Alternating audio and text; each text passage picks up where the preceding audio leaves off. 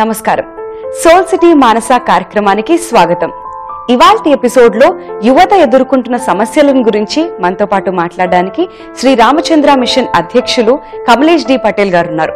మరి ఆలస్యం చేయకుండా ఆ ప్రశ్నలకు సమాధానాలేంటో తెలుసుకుందాం. నమస్తే దాజీ. నమస్తే వింధ్య. How are you? చాలా బాగున్నాను. దాజీ, ఇప్పుడున్న టెక్నాలజికల్ వరల్డ్ లో యువత ఎలా ముందుకు వెళ్లాలని మీరు అనుకుంటున్నారు? దానిలో నుంచి మంచినే తీసుకోవడం ద్వారా. డ్రగ్ ఇండస్ట్రీలో అంటూ ఉంటారు, శ్రేష్టమైన మందు కూడా సైడ్ ఎఫెక్ట్ ఉంటుందని. అలా అని ఆ మందు అవసరమైనప్పుడు తీసుకోవద్దని కాదు, సైడ్ ఎఫెక్ట్ కూడా ఉంటుంది. మరి నేను టీవీ చూసినప్పుడు దానిలో ఉండే సమస్యలు దానికి ఉన్నాయి, కానీ అందులో కూడా మంచి ఉంది కదా. వివేకవంతులుగా మనకు మంచిదో దాన్ని తీసుకోవాలి. ఈనాటి యువకులు తెలివైన వారైతే ఇది నాకు మంచిది, అది మంచిది కాదు అని అర్థం చేసుకునే పిల్లలున్నారు. వాళ్ళకి తెలుసు ఏం చేయాలో. ఏమిటంటే వాళ్ళు స్వంత అనుభవాల ద్వారా తెలుసుకుంటున్నారంతే. మనం యువకులుగా ఉన్న రోజుల్లో, అంటే నువ్వు యువతి అనుకో, కానీ స్వయంగా నా విషయానికి వస్తే 60 ఏళ్ళు అంటే నా ఉద్దేశం మనమందరం సహజంగా ఈ అనుభవాన్ని అనుభవిస్తూ ముందుకు సాగాల్సిందే. యువకులుగా మనం ఈరోజు చేసే పనులు మీ పిల్లలు చేస్తే చేయనిస్తారా? మీకు మీరు ఈ ప్రశ్న వేసుకోండి. మీరు దుప్పటి కప్పుకుని మీ బాయ్ ఫ్రెండ్కో గర్ల్ ఫ్రెండ్కో మెసేజ్ ఇస్తున్నారనుకోండి, లేక ఇంటర్నెట్లో మీరు చూడకూడని సైట్లు చూస్తున్నారనుకోండి, వగైరా లాంటివి. చదవకూడని పుస్తకాలు చదవడం, బహుశా మీ యువావస్థలో ఇవన్నీ అనుభవించి ఉంటారు. మీ పిల్లలు ఇలా చేస్తే ఊరుకుంటారా? మరి అటువంటప్పుడు మీరెందుకు చేస్తున్నారు? మరి అలాంటి సందర్భమే మీ పిల్లల విషయంలో వచ్చినప్పుడు, భరించలేనప్పుడు మీ తల్లిదండ్రులను ఎందుకు చిత్రవధ చేస్తున్నారు? కాబట్టి మనమందు మనమే వేసుకోవాల్సి ఉంటుంది. యువత తనంతాను ఆ పరిస్థితిలో ఊహించుకుని మీ పిల్లల్ని ఆ పనులు చేయనిస్తారా అని ఆలోచించాలి. ఈరోజు శత్రువులున్నది ఇంటి బయట కాదు, పడక గదే శత్రువైపోయింది. పిల్లలకు ప్రతి ఒక్కరికి ఒక్కొక్క గది ఉంటుంది. పడక గదే మన శత్రువైపోయింది. శత్రువులు బయటనుంచి ఇంటర్నెట్ ద్వారా, ఎస్ఎంఎస్ల ద్వారా, ఫోన్ ద్వారా అన్ని రకాలుగానూ వస్తారు. పడక గదిలో వాళ్ళు ఏకాంతంగా ఉండటమే వాళ్లను వీటికి గురయ్యేలా చేస్తోంది. అక్కడ వాళ్ళేం చేస్తున్నారో తల్లిదండ్రులకు తెలియదు. బహుశా తెలిసి ఉండొచ్చు, కానీ వాళ్లకు ధైర్యం ఉండదు. ఎందుకంటే మరో పడక గదిలో వాళ్ళు మరేదో చేస్తూ ఉండొచ్చు, ఎవరికి తెలుసు? కాబట్టి సరైన వాతావరణం సృష్టించగలగాలి, ఉదాహరణలుగా తయారవ్వాలి. యువత మీ అడుగుజాడల్లో నడవాలి అని మీరనుకుంటే మీరు మీ పిల్లల్ని ధ్యానించమని చెప్పడానికి ఉండదు. వాళ్ళెప్పుడైనా మిమ్మల్ని ధ్యానం చేస్తుండగా చూస్తే కదా. వాస్తవానికి పరిస్థితి తలకిందులుగా ఉంది. ఈ మధ్యనే హైదరాబాద్లో జరిగిన అంతర్జాతీయ యువ సదస్సులో నేను పాల్గొన్నప్పుడు హార్ట్ఫుల్నెస్ ఇన్స్టిట్యూట్ నిర్వహించింది. ఎన్ఎస్ఎస్, ఎన్వైకేఎస్ లాంటి వాళ్ళు ఈ కార్యక్రమాల్లో పాల్గొన్నారు. చక్కటి స్ఫూర్తి కనిపించింది. ఈనాటి యువత చాలా వేరేగా ఉంది. వాళ్ళు ఆధ్యాత్మికత పట్ల చాలా చాలా ఆసక్తి కనబరుస్తున్నారు. అది చూస్తే నాకు చాలా ఆశ్చర్యం వేసింది. యువకులు చాలా మంది ధ్యానం చేయాలనుకుంటున్నారు, కానీ మా నాన్నగారు చూస్తే ఏమనుకుంటారు అని అడుగుతున్నారు. వారు తమ తల్లిదండ్రుల్ని అంతగా నమ్మలేకపోతున్నారు మంచి చేయడానికి కూడా. యువతులు ఏమంటున్నారంటే, నేను ధ్యానం చేస్తే మా అమ్మ తిడుతుంది, ఏ ఫాదరయ్యో ఏదో అయిపోతా ఉంటుంది. కాబట్టి సమస్యలు వేరే రకంగా ఉన్నాయి. యువతను సరైన పనిచేసే విధంగా ప్రోత్సహించాలి. మనం ఎప్పుడూ విమర్శిస్తూ ఉండకూడదు. నువ్వు ఆ తప్పు చేస్తున్నావు, ఈ తప్పు చేస్తున్నావు అంటూ. ఇది చేయకూడదు అని మీరు చెప్పినా కూడా వాళ్ళేమైనా నేర్చుకున్నారా? ఏమైనా విన్నారా?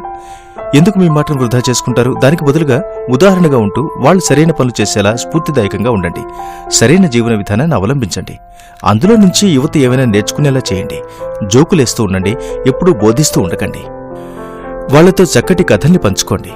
కొంచెం పెద్దవాళ్ళు అవగానే ఇక వాళ్లకు కథలు అక్కర్లేదనుకోకండి. 30 ఏళ్ల కొడుకు, కూతురు కూడా తమ తల్లిదండ్రుల నుంచి కథలు చెప్తే వినాలనుకుంటారు. వాళ్ళతో కాస్త సరదాగా ఉండండి. ఎప్పుడూ చెబుతూ ఉండకండి పిల్లలతో, వాళ్లకు నచ్చదు. వాళ్ళు మన అడుగుజాడల్లో నడవాలి, కానీ నేను సరైన అడుగు వెయ్యాలి కదా. ఉదాహరణకు తాతలను, బామ్మలను తీసుకుందాం. వాళ్లకు టీవీ చూడటం తప్ప పెద్దగా చేయడానికి ఏమీ ఉండదు. పొద్దున్నుంచి సాయంత్రం వరకు ఒక ఎపిసోడ్ తర్వాత మరో ఎపిసోడ్ అలా చూస్తూనే ఉంటారు. తల్లిదండ్రులు కూడా అంతే. మరి అంతకంటే ఏం ఆశించగలం? అలా ఉంటే పిల్లలు మరేం చేయాలని ఆశిస్తారు? అందుకే ఉదాహరణగా ఉండాల్సిన అవసరం.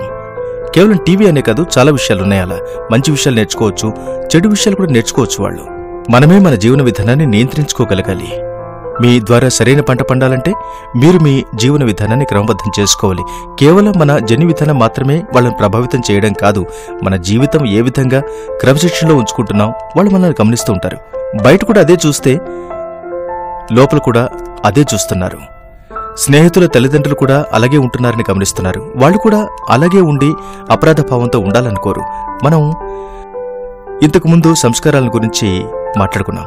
మంచి సంస్కారాలు అని, చెడు సంస్కారాలు అని. మంచి సంస్కారాలు మంచి ఆలోచనల్ని, మంచి పనుల్ని, మంచి అలవాట్లు కలిగేలా చేస్తాయి. అలాగే చెడు సంస్కారాలు కూడా. అది మనం సృష్టించుకున్నదే.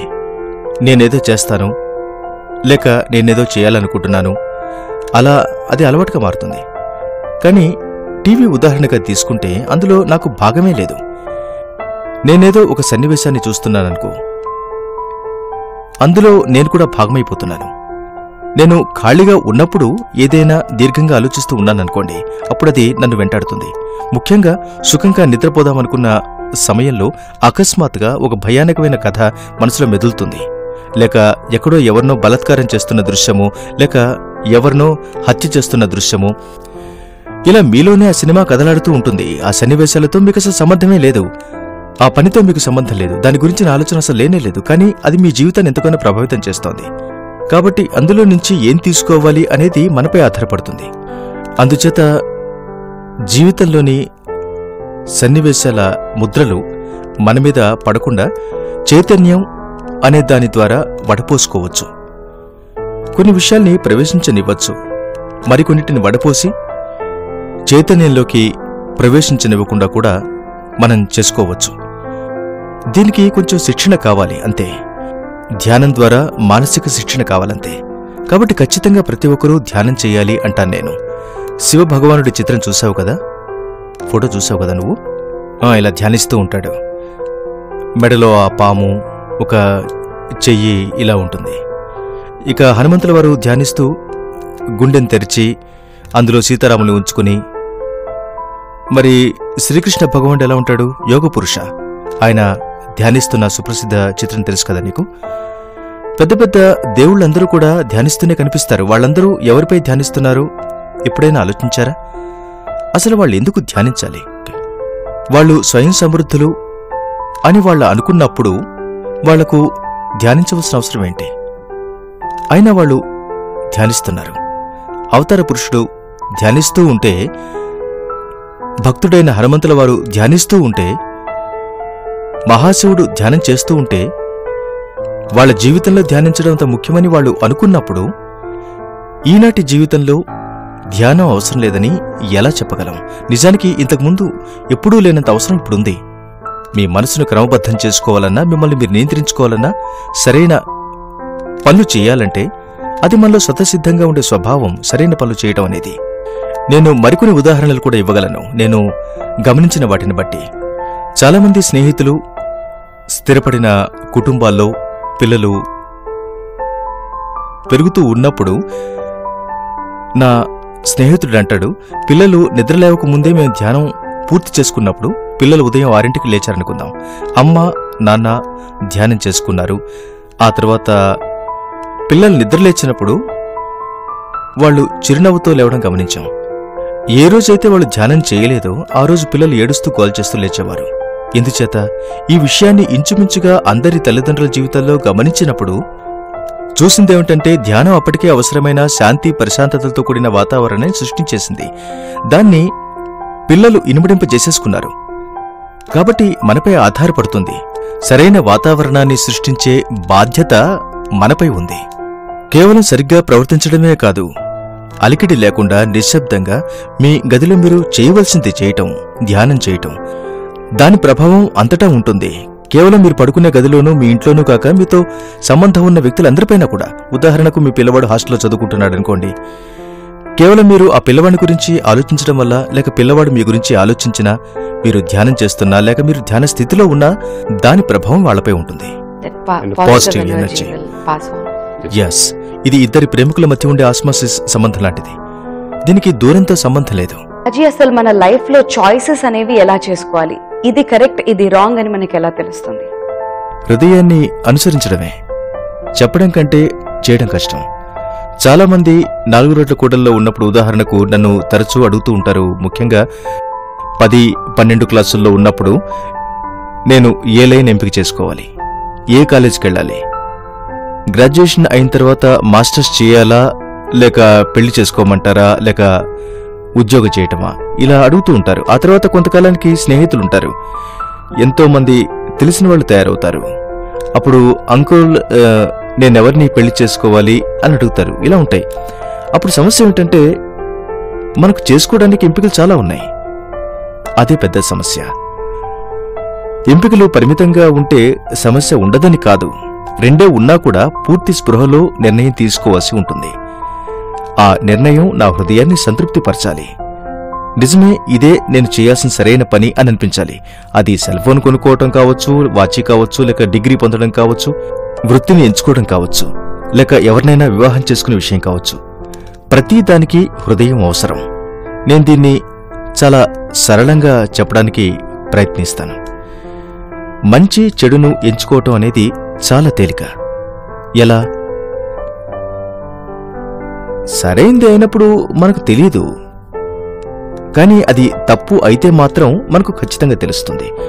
ఉదాహరణకు, నేను మామూలుగా వస్తువులను చూస్తున్నప్పుడు, నేను మామూలుగా వాసన చూడగలుగుతున్నప్పుడు, మామూలుగా వినగలుగుతున్నప్పుడు, లేక భోజనం చేస్తున్నప్పుడు అకస్మాత్తుగా రుచి తెలియడం లేదనుకోండి, లేకపోతే నేను సరిగ్గా వినలేకపోతున్నానో లేక సరిగ్గా చూడలేకపోతున్నాను అనుకుందాం. ఇవన్నీ అసహజమైనవన్నమాట. నా ఇంద్రియాల్లో ఏదో తేడా వచ్చిందని అర్థం. శరీరానికి లోపల నుంచి సూచనలు వస్తూ ఉంటాయి. ఓ, నేను సరిగ్గా వినలేకపోతున్నాను, ఏదో తేడా వచ్చింది. కానీ సరిగ్గా చూడగలుగుతున్నప్పుడు, సరిగ్గా వినగలుగుతున్నప్పుడు మీ హృదయం అభినందించదు. వింధ్యా, నీకు అభినందనలు, నువ్వు అన్నీ సరిగ్గా చేయగలుగుతున్నావు అంటూ. సరైన పనులు చేసినందుకు హృదయం అభినందించడం ఉండదు. నువ్వు వింధ్య అని అనడానికి బదులుగా నువ్వు సుశీల అని అన్నావనుకో, అలా చేయాలంటే కష్టపడాలి. సుశీల అని చెప్పాలంటే. తప్పుడు పనులు చేయాలంటే మనం కష్టపడవలసి వస్తుంది. సరైన పనులు చేయటానికి కష్టపడనవసరం లేదు. ఇది అర్థం చేసుకోవడం చాలా తేలిక. చిన్నపిల్లవాడు కూడా తన పాల గ్లాసును క్రింద పడేస్తే ఏదో తప్పు జరిగిందని అర్థం చేసుకోగలుగుతాడు, ఏడవడం మొదలు పెడతాడు. కాని పెద్ద మనిషి గ్లాస్ పడేసి ఆ పగిలిన ముక్కను తివాచి కింద తోసేస్తూ ఉంటే అది అవినీతిపరమైన బుద్ధి అవుతుంది. ఆయన ఆ తప్పుల్ని దాచే ప్రయత్నం చేస్తున్నాడు. ఆ పిల్లలు ఆ పని చేయరు, ఏడ్చి తన తల్లి సహాయాన్ని కోరతాడు. పెద్దవాళ్లు తప్పుల్ని దాచడానికి ప్రయత్నిస్తారు, వాళ్ళు సరైన వ్యక్తులు కాకపోతే. సరైన వ్యక్తి కాని సమగ్రమైన వ్యక్తిత్వం గలవాడైతే తప్ప. కాబట్టి ఏది సరి ఏది తప్పు తెలుసుకోవడం చాలా తేలికైన పనే. ఈ సూత్రాన్ని ఆధారంగా తీసుకుంటే ఏదైనా తప్పైతే హృదయానికి వెంటనే తెలుస్తుంది. ధైర్యంగా ఒప్పుకోవడానికి ప్రయత్నించాలి. మనం తప్పుడు పనులు చేయాలనుకున్నామనుకుందాం, అప్పుడు చాలా నేర్పు కావాల్సి ఉంటుంది. రహస్యంగా ఆడవలసిన ఆటలుంటాయి. ఇవన్నీ అసహజమైనవి. ఇలాగే మనల్ని మనం మోసం చేసుకుంటూ ఉంటాం. తప్పుడు పనులు చేయడంలో మీరు సఫలమైనా కూడా మీ హృదయానికి తెలుస్తుంది, మీ ఉపచేతన అవస్థకు తెలుస్తుంది. ఆ విధంగా మరిన్ని సంక్లిష్టమైన పొరలు మన ఆత్మ చుట్టూ ఏర్పరచుకుంటాం. మరింత చీకటి, ఆత్మ నుంచి వచ్చే వెలుగు రానికుండా ఒక సంక్లిష్టత, రెండవ సంక్లిష్టత, మూడవ సంక్లిష్టత, ఇలా పొరలు ఏర్పరచుకుంటూ పోయినప్పుడు క్రమక్రమంగా హృదయం సంకేతాలు ఇవ్వడం మానేస్తుంది. సంకేతాలు మరింత బలహీనమైపోతాయి. కాని ఎవరైతే ఈ హృదయాన్ని అనుసరిస్తారో అది మరింత స్పష్టమైన సంకేతాలనిస్తూ ఉంటుంది. మరింత బిగ్గరగా, మరింత స్పష్టంగా. హృదయాన్ని మరింతగా మీరు అణిచివేస్తున్న కొద్దీ అది విఫలమవుతుందంతే. కాబట్టి జీవిత భాగస్వామిని ఎంపిక చేసుకోవడం కూడా ఇలాగే. మొట్టమొదటి చూపులోనే మనకు తెలిసిపోతుంది ఈ వ్యక్తి మనకు సరైనవాడు కాదని. కానీ మనం సమర్థించుకునే ప్రయత్నం చేస్తాం. అతనికి ఫెరారీ ఉందని, మెర్సిడీస్ ఉందని, అతని తల్లిదండ్రులు ధనవంతులు కాబట్టి నేను వివాహం చేసుకోవాలి, అప్పుడు మనం సమర్థించుకోవడం అవుతుంది. కాని ఆ వ్యక్తి సరైన వాడైతే, అతను పేదవాడైనా కూడా ఈ వ్యక్తిని పెళ్లి చేసుకోవాలని చెబుతుంది మీ హృదయం. అది ఇప్పుడే కాదు, గతంలో కూడా ఒకే రకం వాళ్ళు కలుస్తూ ఉంటారు. అభిరుచులు మారుతూ ఉంటాయి. ఒకరికొకరు దగ్గరవ్వలేరు. ధనవంతులు కలుస్తూ ఉంటారు, కానీ వాళ్ళు వేరే తరగతులతో కలవరు. సమాజం విఫలమైంది ఇక్కడే. కేవలం ప్రేమ మాత్రమే అంతటా ఉండుంటే ఈ ఆధునిక ప్రపంచంలో అంత అశాంతి ఉండేది కాదనుకుంటాను. దాజీ, ఇప్పుడున్న యూత్ మ్యారేజ్ విషయంలో చాలా కన్ఫ్యూజన్ గా ఉన్నారు. లవ్ మ్యారేజ్ అయితే కరెక్టా, అరేంజ్ మ్యారేజ్ అయితే కరెక్టా అన్న కన్ఫ్యూజన్ లో వాళ్ళు ఉన్నారు. మరి వాళ్ళందరికీ మీరు ఇచ్చే సమాధానం ఏంటి? నేనైతే రెంటిపైన ఆధారపడతాను. నాకు ప్రేమ ఉండాలి, అలాగే సంప్రదాయం కూడా ఉండాలి. నేను ఎవరినైనా ప్రేమించాననుకో, అప్పుడు నేను నా తల్లిదండ్రుల దగ్గరికి వెళ్ళి, అమ్మా నాన్న, నేను ఈ వ్యక్తిని ప్రేమిస్తున్నాను, మీరు వాళ్ళ కుటుంబాన్ని సంప్రదించి పెళ్లి ఏర్పాటు చేయండి అని చెప్పాలి. అంత తేలికిదే. సాధారణంగా ఈ విషయంలో తల్లిదండ్రులకు తమ సొంత అభిప్రాయం ఉంటుంది. నువ్వు నేను చెప్పినట్లుగానే చేసుకోవాలి, లేకపోతే ఇంట్లో నుంచి బయటకు వెళ్ళిపో. నేను ఇలాంటి పరిస్థితులు కూడా చూశాను. పిల్లలు మా అమ్మా నాన్నలు మా మాట వినలేదంటూ గుండెలు పగిలేలా ఏడవడం కూడా చూశాను. నేను ఈ వ్యక్తిని పెళ్లి చేసుకుంటే గుమ్మంలోకి అడుగు పెట్టొద్దని బెదిరించారు. అలాంటి సన్నివేశాలున్నాయి. అప్పుడు బాధపడేదెవరు? మీరెవరినో ప్రేమించి మరెవరినో పెళ్లాడితే మీరు బాధపడతారు, ఆ వ్యక్తి బాధపడతాడు. ఇద్దరు వ్యక్తులయ్యారు. ఆ తర్వాత మీ ఇష్టానికి విరుద్ధంగా మరెవరినో పెళ్లి చేసుకోవడం వల్ల అవతల వ్యక్తి కూడా బాధపడతాడని కూడా అర్థమవుతుంది. మీరు వదిలేసిన వ్యక్తి కూడా మరెవరినో పెళ్లి చేసుకుంటారు. అలా నలుగురు వ్యక్తులయ్యారు బాధపడేవాళ్లు. ఇలా ఇది కొనసాగుతూ ఉంటుంది. తల్లిదండ్రులు దీన్ని గుర్తించాల్సి ఉంది. అయితే పిల్లలు ఖచ్చితంగా తప్పులు చేస్తారు, కానీ కొంతవరకు వాళ్ళ అభిప్రాయాన్ని కూడా గౌరవించాలి. అలాగే పిల్లలు కూడా తమ తల్లిదండ్రుల విజ్ఞతలు కూడా గౌరవించగలగాలి. కనీసం వాళ్ళు చేసిన తప్పుల ద్వారానైనా నేర్చుకున్నారు కదా. ఎలాంటి భార్య ఏం చేయగలదో నేర్చుకునుంటారు కదా. వాళ్లకు మనకంటే ఎక్కువ అనుభవం ఉంది. వాళ్ళు బాధపడి ఉండొచ్చు, లేక సంతోషంగా ఉండి ఉండవచ్చు. పిల్లల్ని గాని, సమాజాన్ని గాని, తల్లిదండ్రులు గాని నిందించడానికి లేదు. ఒక్కొక్క పరిస్థితి ఒక్కోలా ఉంటుంది.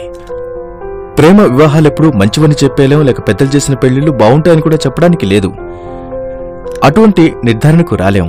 నేను మరొక సన్నివేశం చెబుతాను. ప్రేమ వివాహం తీసుకుందాం. ప్రేమికురాలు ప్రీతముడు ఉన్నారనుకుందాం. పెళ్లికి ముందర ఒకరినొకరు విపరీతంగా ప్రేమించుకునేవారు. పెళ్లైన తర్వాత కూడా అది కొనసాగుతూ ఉంది. ప్రేమ చాలా నిగూఢమైంది. అప్పుడొక రోజొస్తుంది, ప్రేమతో కూడిన సంబంధంలో కలుపుగోలుతనం పెరుగుతూ ఉంటుంది. ఇలా మరింతగా కలుపుగోలుగా ఉండటంలో ఏమవుతుందంటే, నేను అనేది తగ్గిపోతూ ఉంటుంది. నేను ప్రేమిస్తున్న వ్యక్తే సర్వస్వం అవడం జరుగుతూ ఉంటుంది. ఈ ప్రక్రియలో నేను ఎంతగా ప్రాముఖ్యత లేకుండా అయిపోతానో, అప్పుడు నా పొరపాటును ఎప్పుడైనా తెలుసుకున్నప్పుడు ఏమిటి నేను చేసిన పని అని ఆలోచిస్తే మీ స్వేచ్ఛను కోల్పోయారు, మీ గుర్తింపును కోల్పోయారు. ఈ విషయం మీకు ఎరుకలోకి వచ్చినప్పుడు మిమ్మల్ని మీరు రక్షించుకునే ప్రయత్నంలో ఉండటం మొదలు పెడతారు. ఆ విధంగా మిమ్మల్ని మీరు దూరం చేసుకుంటూ ఉంటారు. అలా జరిగినప్పుడు అవతల వ్యక్తి కూడా సున్నితంగా ఉండటం వల్ల ప్రేమ కూడా విడిపోతూ ఉంటుంది. ప్రియురాలు ప్రీతముడు ఒకటైనప్పుడు, అంటే లయమైనప్పుడు, ఒకరు తనను రక్షించుకునే ప్రయత్నం చేసినప్పుడు ప్రేమ విఫలమవుతుంది. ప్రేమ వివాహాలు విఫలమవుతాయి. పెద్దలు చేసిన పెళ్లిలో ప్రేమే లేనప్పుడు అక్కడ విఫలం అవటానికి ఏముంటుంది ఎలా చూసినా. కానీ నెగటివ్ బ్యాలెన్స్తోనో లేక జీరో బ్యాలెన్స్తోనో మొదలుపెట్టినా కూడా నెమ్మదిగా సరైన జీవన విధానం ద్వారా ప్రేమ కొంతకాలానికి పరిపక్వత చెందగలదు. అది కేవలం పెరగలదంతే. మరిక్కడ చాలా పెద్దగా మొదలవుతుంది. కానీ ఆ సంరక్షించుకునే ప్రక్రియ మొదలైందంటే నేను ఈ బంధంలో కూరుకుపోతున్నాను, నా స్వేచ్ఛను కోల్పోతున్నాను అని అనిపించినప్పుడు అక్కడ విడిపోవడం జరుగుతుంది. కాబట్టి రెండింట్లోనూ కూడా లాభాలున్నాయి, నష్టాలు ఉన్నాయి. ప్రేమతో ముందుకు సాగుతూ ఉండాలి. దాజీ, యువతకి మెడిటేషన్ పై ఆసక్తి ఎలా కలిగించాలంటారు? నా ఉద్దేశంలో ఈనాటి యువత నా సమయంలో కంటే కూడా ఎక్కువ సంసిద్ధంగా ఉంది. ఇది నా అభిప్రాయం. వాళ్ళు చాలా సిద్ధంగా ఉన్నారు. బహుశా వాళ్ళు ఏదైనా సైంటిఫిక్గా ఉంటే ప్రయత్నించడానికి సిద్ధంగా ఉంటారు. దేవుడు వగైరాల గురించి మాట్లాడితే బహుశా వాళ్ళకి నచ్చకపోవచ్చు, కొంతమందికి నచ్చొచ్చు కూడా. కానీ ఆధ్యాత్మికతను సైంటిఫిక్గా తెలుసుకోవచ్చు అనేసరికి వాళ్ళ సైంటిఫిక్ మనసులు, ఆధునిక మనసులు దీన్ని స్వీకరించడానికి, సశాస్త్రీయంగా తెలుసుకోవడానికి సిద్ధంగా ఉంటారు. సైన్సుకు ఆధ్యాత్మికతకు వివాహం జరగాల్సిందే. అలా కాకపోతే ఈనాటి యువత ఒప్పుకుంటారని నేను అనుకోను. వాళ్లకు వివరణలు కావాలి, వాళ్లకు అనుభూతి కావాలి, నిదర్శనాలు కావాలి. మేము అటువంటి నిదర్శనాలు చూపించడానికి సిద్ధంగా ఉన్నాం.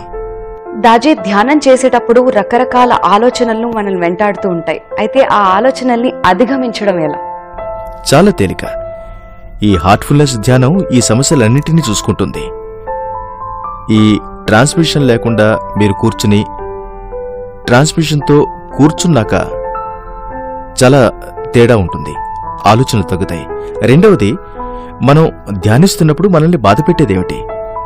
మంచి ఆలోచనలైనా ఉంటాయి, లేక చెడు ఆలోచనలుంటాయి, లేకపోతే అసలు ఆలోచన లేకపోవచ్చు. మనకు మంచి ఆలోచనలు వచ్చినప్పుడు ఒక గొలుసులా వస్తూ ఉంటాయి. ఒక ఆలోచన మరో ఆలోచనకు, అలా మరో ఆలోచనకు దారితీస్తూ ఉంటాయి. కానీ ఇది కూడా అంతే చెడ్డది. చెడు ఆలోచన వస్తే దయచేసి ఇప్పుడు రాకు, నేను ధ్యానం చేస్తున్నాను అంటూ ఆలోచన ఆపడానికి కష్టపడుతూ ఉంటారు. మా గురువుగారు అంటూ ఉండేవారు, మీకు కళ్ళున్నాయి, చెవులున్నాయి, ముక్కుంది, వాటికి వాటి పనులున్నాయి. కళ్ళు చూడ్డానికి, ముక్కున్నది వాసన చూడ్డానికి, చెవులున్నది వినడానికి, మనసున్నది ఆలోచించడానికి. ఆలోచన ప్రక్రియను ఆపేయటానికి లేదు, దాన్ని క్రమబద్ధం చేయొచ్చు. మీ మనస్సే మీకు మంచి నేస్తం. శత్రువు అనుకుంటున్నారా? కాదు. ఈ మనస్సును గనుక క్రమబద్ధీకరిస్తే అది మీ సరైన నేస్తంగా మారుతుంది. క్రమబద్ధమైన మనసుతో మనం చాలా చేయొచ్చు. సమస్య అంతా కూడా మన శిక్షణలోనే ఉంది. సరైన గురువు మీకు మనసును క్రమబద్ధీకరించడంలో ఈ ట్రాన్స్మిషన్ ప్రక్రియతో సహాయపడతాడు. So over a period of time you say they'll slowly overcome it, or కొంచెం సమయం పడుతుందంతే. శిక్షణ అంటే సమయం. ఒక్కోసారి నెల, 2 నెలలు, 3 నెలలు, 3 ఏళ్లు కూడా పట్టొచ్చు. మీరు ఎంత వేగంగా వెళ్లాలనుకుంటున్నారో దాని మీద ఆధారపడి ఉంటుంది. ఎంత త్వరగా వెళ్లాలనుకుంటున్నారు అనేది, మీరు ఉన్నతమైన దాన్ని సాధించడానికి ఎంత అసహనంతో ఉన్నారు అనే దానిపై ఆధారపడి ఉంటుంది. కిల్లర్ మైండ్ అంటారు చూసారా, దాన్ని ఆధ్యాత్మికతపై అన్వయించాలి. ఎలాగో అలాగా నేను సాధించి తీరాలి అని అనుకోవాలి. తీవ్రమైన ఉత్సాహం ఉండాలి. అటువంటి ఉత్సాహం యువతలోనే ఉంటుంది. యువత అంటే స్వామి వివేకానంద ఇవాళ గనక ఉండుంటే నాకు ఈ యువత అంటే ఇష్టం అని అనుండేవారు. నేను ఈ యువత ద్వారా చాలా పని చేయగలను, ఎందుకంటే వాళ్లకు తీవ్రమైన ఉత్సాహం ఉంది. కేవలం దాని దిశను మార్చాలంతే, ఇక్కడి నుంచి అక్కడికి మార్చాలంతే. అప్పుడు వాళ్ళు భగవంతుని శాంతి యోధులుగా మారతారు. So Daji, you have anything to say about today's youth, like any major changes that you want to see in them from your side? కేవలం హృదయాన్ని అనుసరించడమే. ధ్యానించండి. మీలో ఉన్న హృదయంలో నుంచి వచ్చే మార్గదర్శకత్వాన్ని స్వీకరించండి. ఇది చాలా సరళమైంది, చాలా తేలిక. నా మాటలు మరీ తేలికగాను మరీ సరళంగానూ లేవనుకుంటున్నాను. ఇవన్నీ నేను చూశాను, అనుభవించి చూశాను. సుమారు 1976 నుంచి సాధన చేస్తూ ఉన్నాను ఈ పద్ధతిని అవలంబిస్తూ. నేనొక విషయం ఖచ్చితంగా చెప్పగలను, నిరాశతో కూడిన క్షణం ఒక్కటి కూడా లేదిప్పటి వరకు. ఎప్పుడూ ఉత్కంఠే, ఎప్పుడూ ఆనందమే, ఎప్పుడూ ఉల్లాసంగానే, ఎప్పుడూ విపరీతమైన సంతోషమే ఉంది. సమత్వం ఉంది, శాంతి ఉంది, పరమానందం ఉంది, ఇంకా చాలా చాలా ఉన్నాయి. వీటన్నిటిని దాటిన అనుభూతులున్నాయి. ఎంత త్వరగా ముందుకు కదలాలి అని అనుకోవడం మీ చేతుల్లోనే ఉంది. So Daji, thank you so much once again for addressing the problems of youth and showing us solution. నేను చాలా సంతోషంగా ఉన్నాను. వీటన్నిటినీ చర్చించినందుకు నాకు చాలా ఉత్సాహంగా ఉంది, చాలా హ్యాపీగా ఉంది నాకు కూడా. Thank you so much, and we are double excited every time to talk to you and to get the answers for each and every problem that we have. Thank you so much once again. ప్రణామాలు. యువత ఎదుర్కొంటున్న సమస్యలకు దాజీ ఎంతో చక్కగా పరిష్కారం ఇచ్చారు కదండి. ఇది ఇవాల్టి సోల్ సిటీ మానస. మరో అందమైన ఎపిసోడ్ తో మళ్ళీ కలుద్దాం. అందాక సెలవు, నమస్తే.